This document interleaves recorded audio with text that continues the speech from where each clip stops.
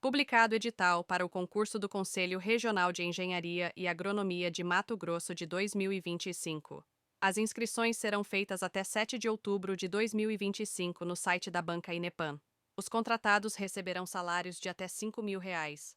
Adquira estabilidade profissional, benefícios, remuneração atrativa e oportunidades de crescimento e desenvolvimento pessoal e profissional por meio da carreira pública.